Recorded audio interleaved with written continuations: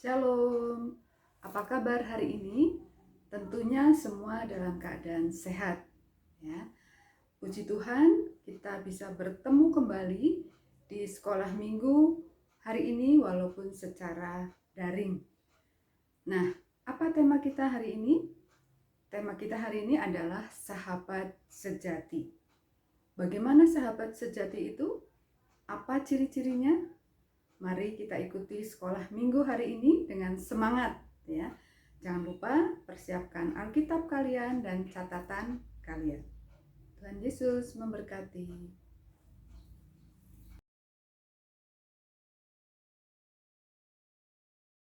Persahabatan sejati. Materi sekolah minggu online kelas Daud dan Paulus, GKSPS Tanjung Karang. Ayat Alkitab pada hari ini diambil dari Amsal 1 ayat 10 sampai 19, Yohanes 15 ayat 13 dan 14, Amsal 17 ayat 17.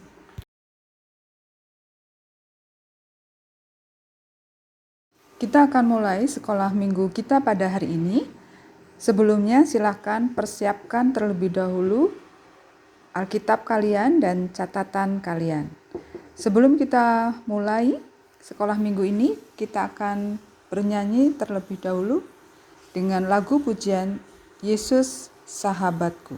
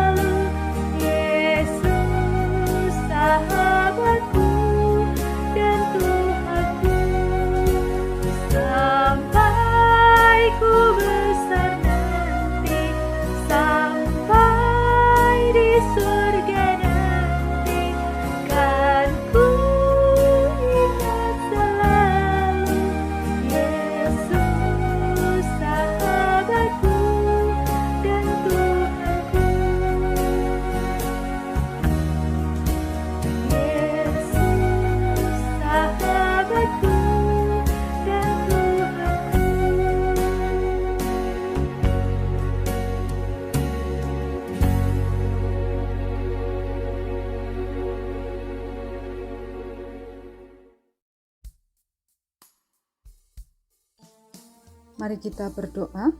Bapa di dalam surga, puji dan syukur kami panjatkan kehadirat-Mu atas berkat, rahmat, dan karunia-Mu yang terus Engkau limpahkan di dalam kehidupan kami.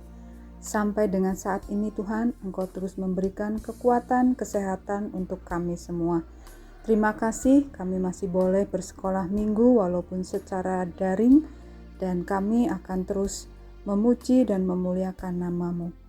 Kalau sebentar kami akan mendengar firman-Mu Tuhan, biarlah Engkau yang terus memberikan hati yang lembut sehingga kami boleh mengerti apa yang Engkau firmankan dan kami boleh melaksanakannya di dalam kehidupan kami dari hari lepas hari. Terima kasih Tuhan, dalam nama Yesus kami berdoa. Amin.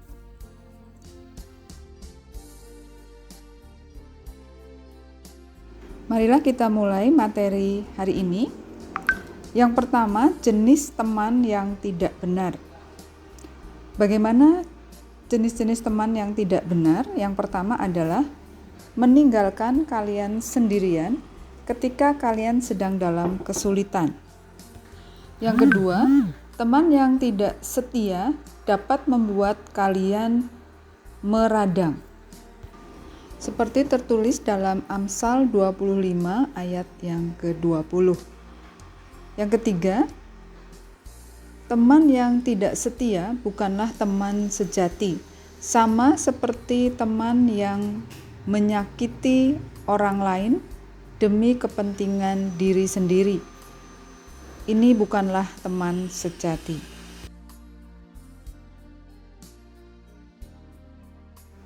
Dua, teman sejati. Teman sejati akan menerima kita dengan segala kelebihan maupun kekurangan kita. Yang kedua, menerima seorang teman. Bagaimana kita menerima seorang teman? Menerima seorang teman berarti mengakui bahwa ia bisa membuat kesalahan dan mengampuni bila dia melakukannya. Pengampunan adalah penting dalam suatu persahabatan. Bila kalian tidak mau mengampuni dan melupakan, kalian akan segera kehilangan teman-temanmu. Siapa menutupi pelanggaran, mengejar kasih. Tetapi siapa membangkit-bangkitkan perkara, menceraikan sahabat yang karib. Seperti tertulis dalam Amsal 17 ayat 9. Ampunilah temanmu dan ia akan tetap menjadi temanmu. Selanjutnya, Salomo memberi kita kunci untuk suatu persahabatan sejati. Seperti tertulis dalam Amsal 17 ayat 17. Seorang sahabat menaruh kasih setiap waktu dan menjadi seorang saudara dalam kesukaran. Seorang teman sejati penuh dengan kasih.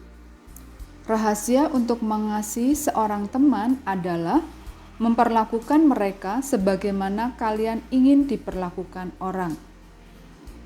Bila kalian mengasihi teman-teman kalian, maka kalian ingin agar mereka mengenal sahabat kalian yang terbaik, yaitu Yesus. Kalian tidak benar-benar mengasihi mereka bila kalian tidak peduli apakah mereka akan masuk surga atau tidak. Kemudian, kapan kita membutuhkan seorang teman yang sejati atau yang setia? Teman yang setia tetap tinggal untuk membantu ketika yang lainnya tidak mau lagi mendekat. Semua orang membutuhkan teman yang setia. Dan setiap orang perlu menjadi teman yang setia. Sulit bagi teman-teman kalian untuk tetap setia kepadamu bila kalian sendiri tidak setia kepada mereka. Teman setia, teman yang mau saling berbagi. Ini adalah suatu bagian penting dalam suatu persahabatan. Tanpa saling berbagi, orang akan tetap terkurung dalam dunianya sendiri. Akan tetapi, saling berbagi pengalaman membuat orang mengenal sesamanya dengan lebih baik. Di dalam persahabatan yang sejati dan setia, dibutuhkan kejujuran.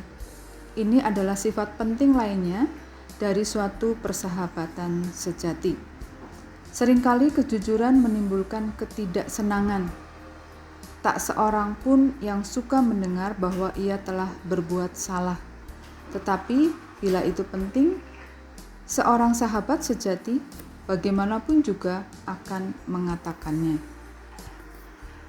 Seorang sahabat sejati akan memperingatkan kalian bila dia tahu kalian tengah menggali kesulitan bagi diri kalian sendiri. Seorang teman yang jujur juga akan memperingatkan kalian bila kalian tidak menaati Allah. Karena itu, ia tahu bahwa hubungan kalian dengan Kristus adalah penting. Seorang sahabat sejati mengatakan kebenaran untuk membantu kalian. Berikutnya adalah kesediaan untuk membantu. Ini adalah satu sifat lain dari seorang sahabat sejati. Bila bukumu jatuh, seorang teman yang baik akan membantu memungutnya. Tetapi kadang-kadang bukan hanya buku yang jatuh. Kadang-kadang kalian yang jatuh. Kalian dapat jatuh secara fisik, emosi, moral, maupun rohani. Kawanmu yang berdosa atau yang meragukan pemeliharaan Allah telah jatuh. Bantulah dia dengan mengatakan hal yang sebenarnya kepadanya. Dan membantunya membenahi kesulitannya. Jangan meninggalkan seorang teman yang jatuh tanpa membantunya. Yang ketiga, sahabat yang terbaik. Apa ciri-ciri seorang sahabat sejati yang baru kita bicarakan tadi? Seorang sahabat sejati suka membantu, jujur, suka mengampuni, suka berbagi suka dan duka, setia, dan penuh kasih. Bila seseorang selalu menunjukkan sifat-sifat ini, semua orang ingin menjadi temannya. Dengarkan kabar baik tentang sahabat sejati. Ada orang yang memiliki semua sifat ini setiap saat. Namanya Yesus. Yesus adalah sahabat terbaik yang dapat dimiliki siapapun. Mari kita bandingkan Yesus dengan daftar kita tentang sifat-sifat yang harus ada pada seorang sahabat sejati. Yang pertama, suka menolong. Apakah Yesus suka menolong? Ya, Ia ingin membantu kita dengan segala persoalan kita. Kita tidak perlu khawatir bila Yesus adalah sahabat terbaik kita. Seorang sahabat sejati adalah jujur. Bahkan apabila kejujuran akan menyakitkan. Yesus tidak pernah dan tidak akan pernah berkata bohong. Ia adalah jalan dan kebenaran dan hidup, seperti tertulis dalam Yohanes 14 ayat 6. Karena Yesus adalah kebenaran, maka Dia jujur. Ia akan mengatakan kepada kita bahwa apabila kita tidak bertobat dari dosa-dosa kita, kita akan tinggal selama-lamanya di neraka.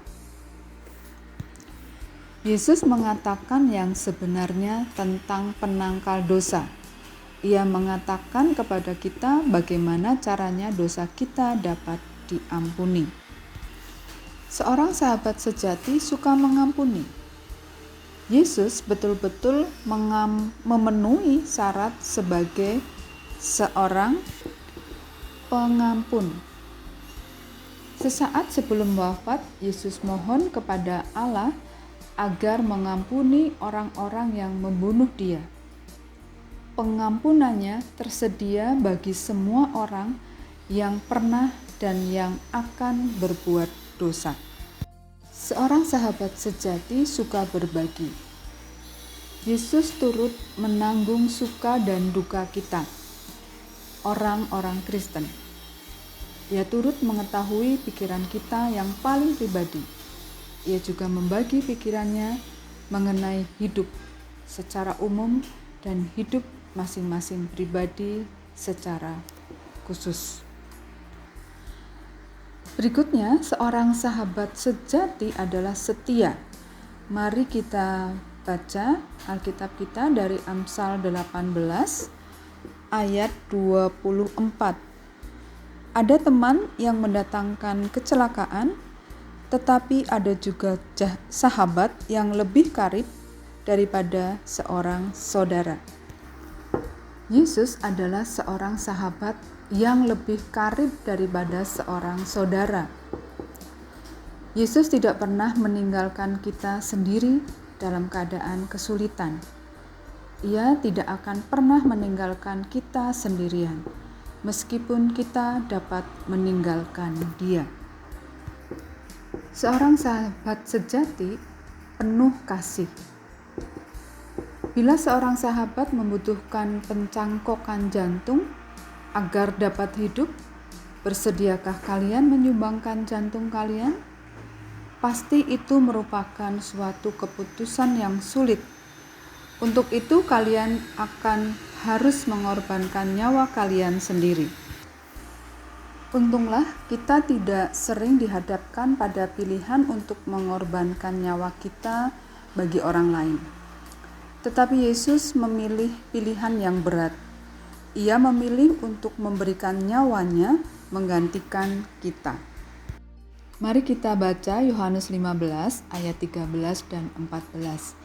Tidak ada kasih yang lebih besar daripada kasih seorang yang memberikan nyawanya untuk sahabat-sahabatnya. Kamu adalah sahabat-sahabatku, jikalau kamu berbuat apa yang kuperintahkan kepadamu. Yesus tidak meminta kita untuk merasa bersalah karena Ia telah memberikan nyawanya untuk menebus dosa-dosa kita. Sebaliknya, Ia meminta kita untuk hidup dengan menanti Dia.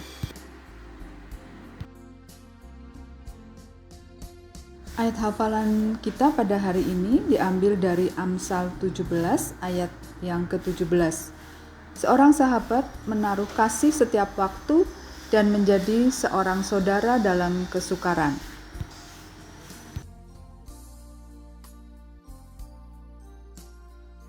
Kesimpulan yang dapat kita ambil pada hari ini yang pertama adalah 1. Pastikan bahwa kalian adalah sahabat yang baik. Mohon kepada Allah untuk menunjukkan apa saja tindakan atau sikap kalian yang menghambat persahabatan.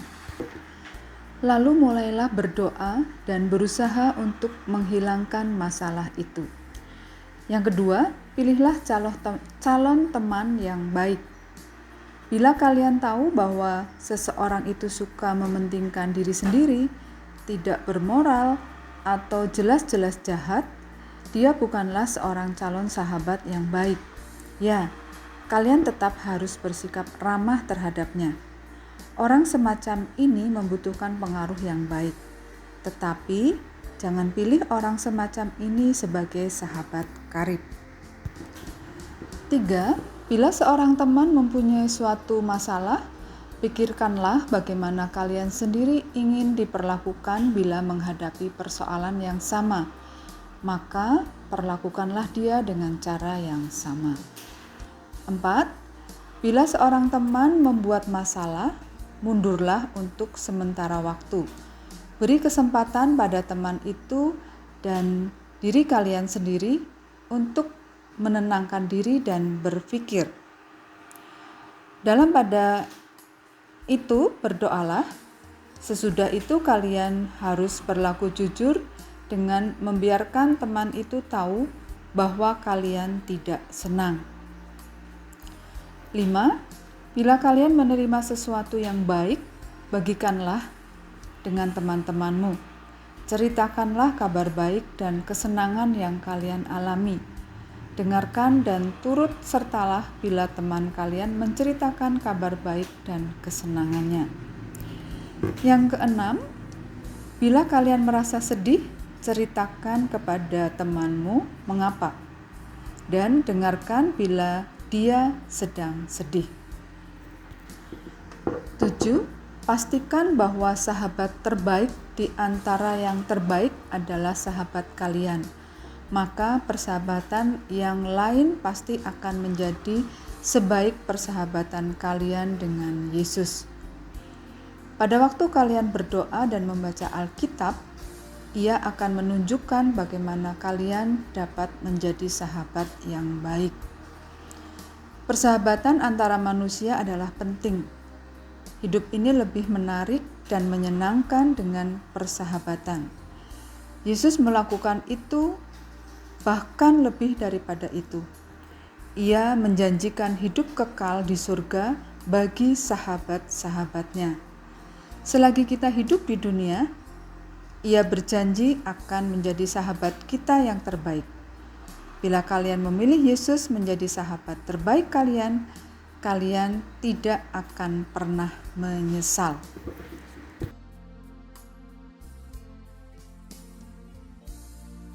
Kemudian untuk tugas hari ini adalah susunlah sebuah puzzle. Link tugas untuk membuat puzzle dikirim ke WA Group. Kemudian kalau puzzle itu sudah tersusun, maka kalian screenshot hasil puzzle tersebut, kemudian kirim ke WA Ibu, ya, WA pribadi. Marilah kita berdoa. Terima kasih Tuhan untuk penyertaan-Mu di dalam kami bersekolah minggu pada hari ini. Terima kasih juga atas firman-Mu Tuhan yang telah memberikan kami pengertian bahwa Engkaulah sahabat kami yang sejati. Dan kami juga belajar untuk menjadi sahabat yang sejati untuk rekan-rekan kami. Bapa di dalam surga, kembali kami mengucap syukur untuk semua yang boleh Engkau berikan kepada kami. Selanjutnya Bapa, kami akan menyerahkan seluruh kehidupan kami dari hari lepas hari ke dalam tangan kasih-Mu. Biarlah Engkau yang selalu memimpin dan menuntun setiap langkah kami, sehingga apa yang kami lakukan berkenan di hadapan-Mu. Kami akan tutup doa ini dengan doa yang telah Engkau ajarkan kepada kami. Bapa kami yang di surga, dikuduskanlah nama-Mu, datanglah kerajaan-Mu, jadilah kehendak-Mu di bumi seperti di surga. Berikanlah kami pada hari ini makanan kami yang secukupnya, dan ampunilah kami akan kesalahan kami, seperti kami juga mengampuni orang yang bersalah kepada kami. Dan janganlah membawa kami ke dalam pencobaan, tetapi lepaskanlah kami daripada yang jahat. Karena Engkaulah yang mempunyai kerajaan dan kuasa dan kemuliaan sampai selama-lamanya. Amin.